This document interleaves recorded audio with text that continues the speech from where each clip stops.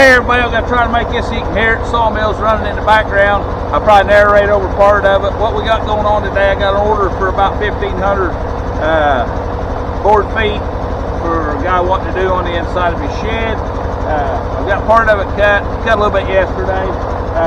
Got a few logs here staged up. What we're going to show you today, though, a lot of people want to see it. I'll show you a little bit of sawmilling. May narrate over it, may just let you watch it. But we'll get into this edger. A lot of people want to see that edger. And you'll notice I'm sawing small logs. So there's actually a lot of stuff that's going to need edged on there. There's a big percentage of your outside wood that's got bark on one or both sides, because the can hello kicks, because the can ain't very big. So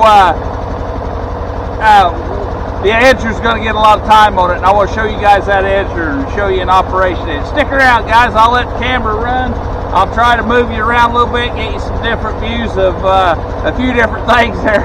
Oh, it's a wonderful day. Dadgum, it's beautiful.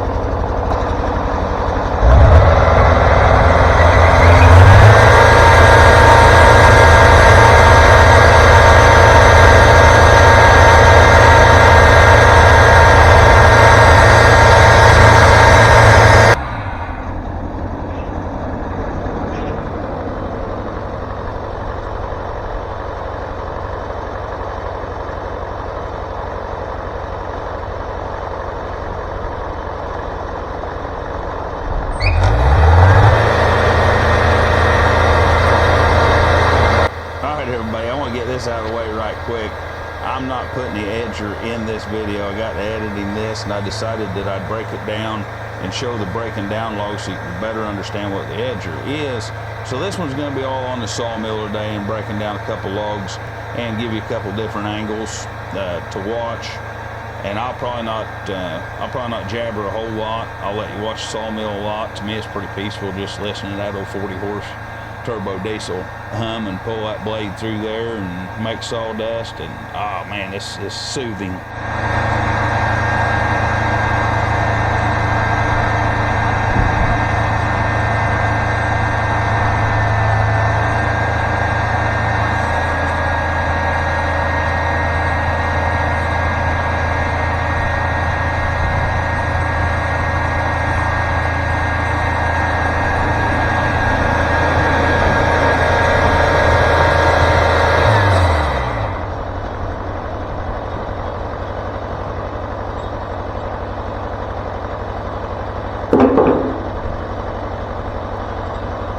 Well, you'll get one side opened up, and then I'll roll that up there against my standards, which are 90 degrees to the bed, so I can start making my next cuts. And you'll see the first cut again is all bark, and the cuts after that you'll see have one straight edge on them.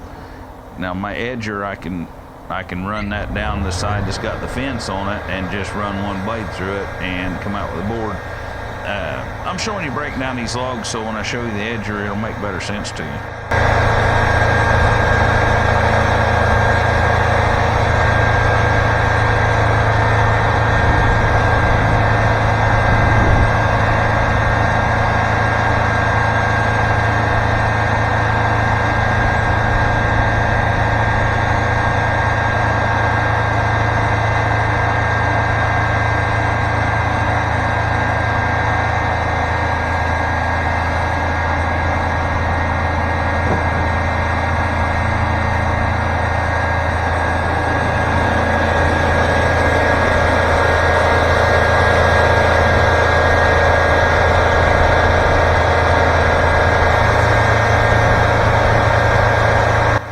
There's something you guys probably haven't seen me use before. There's an automatic board return on it. Saves me a few steps. I don't use it a lot. Depends on how long the boards are. And if I'm working by myself, sometimes I'll use it. If I'm working with somebody else, not necessarily as much.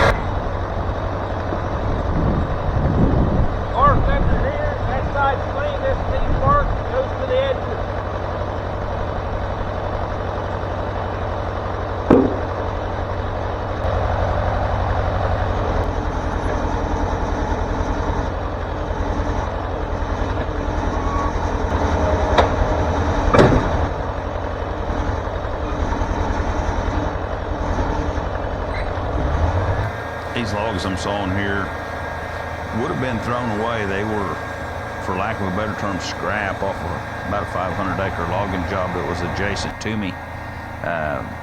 Some logs, they had probably half semi-load or a semi-load, maybe more than that. They're not the grade boards or grade logs. They're just less expensive logs. They had the road washout on them, so they didn't even come back for probably a semi-load or two of them. And I'd been getting all the cutoffs for firewood. They said I could have those too, so we was happy to take them. They're not the best, highest yielding logs or the straightest logs or the clearest. They got a lot of character in them, a lot of knots and whatnot, but they sure beat just letting them rot down there.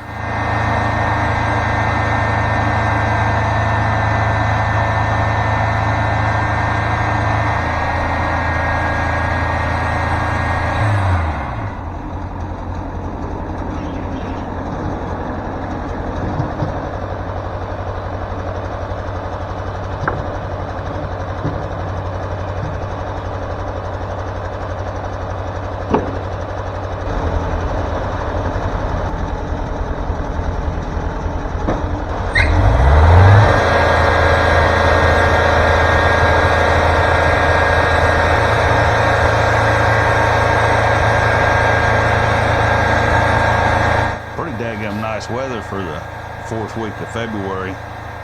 We haven't had much of a winter this year. It's in the 20th, like somewhere around 22nd, 23rd, 24th of February here, and 76 degrees this one day. Not this day, it's 76 degrees, and you'll see that video here in a couple days. It was 76 degrees. I was down to, yeah, we had out summer shirts.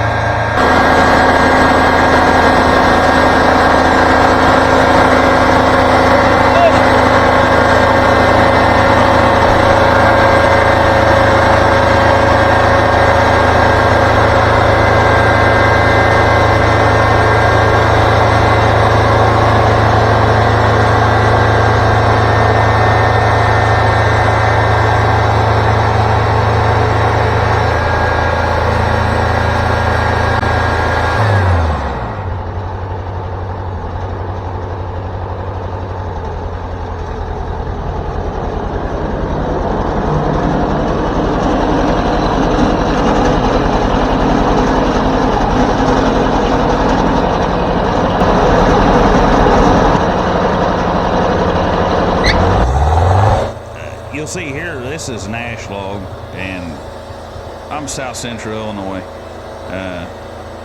Anybody wants to know, and our ash is about dead here. You'll hardly find one that's still alive, unless it's real young. Our ash has been gone here for a few years with the emerald ash borer. But anyhow, the lumber's still good. The bark slipped off this and here. Of course, bark was on it when they sawed it. It's been sitting in my pile for a year or two, probably a year. But it's good lumber. They're still making good lumber. And I like ash. I hate to see it all gone. But you'll get a view from this end, and just watch that. And I'll speed it up. I'm not gonna watch a whole lot of sawing, but I'll speed it up. Kind of cut to the end cuts, and you'll understand if you look how them flitches are coming off of there, why those boards all need to go through the edger. I used to have to do that on the sawmill. I used to have to stand those boards up against those braces that's holding the side of that log. I used to have to stand them up and clamp them and cut that edge off of the sawmill, and that was pretty time consuming, board after board. And you can put a stack there, don't get me wrong, but they aren't all the same height. You might make one cut and then have to turn the board over because you got a flat edge now finally, and then when you get a flat edge on both sides of the board, you got to unclamp it, pull that board out, leave the rest of them. And if they're sitting on a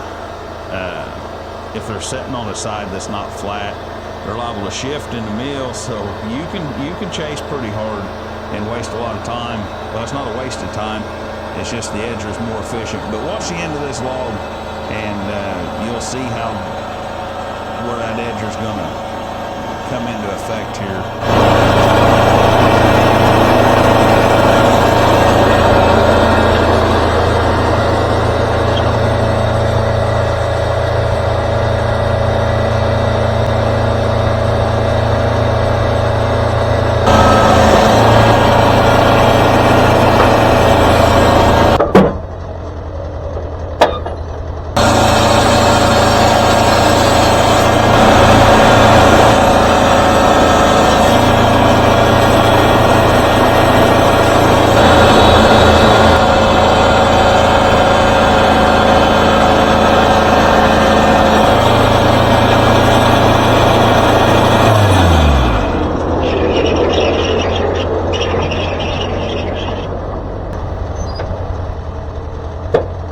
Everybody, if I earned it, like it.